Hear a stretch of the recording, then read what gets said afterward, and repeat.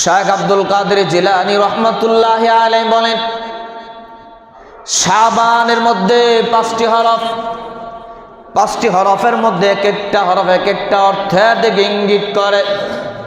প্রথম হরফ হলো শিন। শিন দ্বারা উদ্দেশ্য হলো শারফুল মর্যাদা। শারফুল মর্যাদা।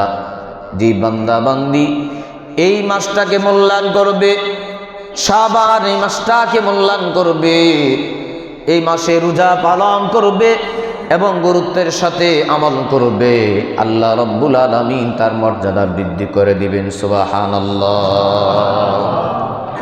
শাইখ আব্দুল কাদের জিলানী রহমাতুল্লাহি আলাইহি বলেন, শাবানের মধ্যে দ্বিতীয় হরফ হলো আইন।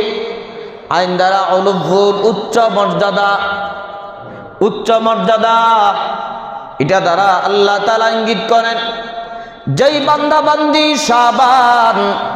শাবান এই মাসের মধ্যে রোজা রাখবে, এই মাসটাকে যারা আমলের মাধ্যমে স্বাগত জানাবে, আল্লাহ রব্বুল আলামিন তাদের মর্যাদা বৃদ্ধি করে দিবেন। সুবহানাল্লাহ। 3 নাম্বার হরফ বা হলো বিরুর। বিরুর হলো কল্যাণ। যেই বান্দা বান্দি মাসটা রোজা রাখবে, এই মাসের মধ্যে এই মাসটাকে দ্বারা আমল দ্বারা স্বাগত জানাবে, আমল দ্বারা মাসটাকে ব্যয় করবে, আল্লাহ রব্বুল আলামিন আল্লাহ তাআলা তার মধ্যে কল্যাণ নিহিত রাখবেন।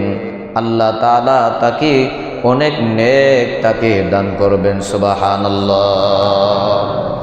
4 নাম্বার হরফ হলো আলিফ। আলিফ দ্বারা উলফাত।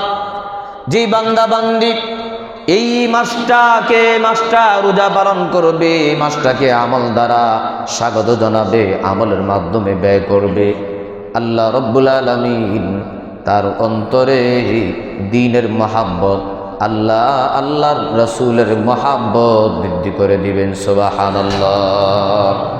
শাইখ আব্দুল কাদের জিলানী রহমাতুল্লাহি আলাইহি আর বলেন, 5 নাম্বার হরফ হলো নূর। এই নুন অর্থ হলো নূর।